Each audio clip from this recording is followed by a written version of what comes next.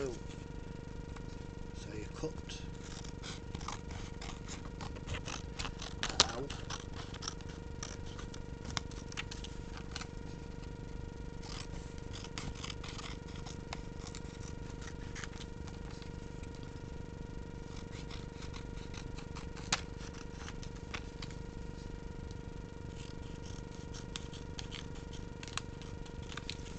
Right, stick that on there, get the tape.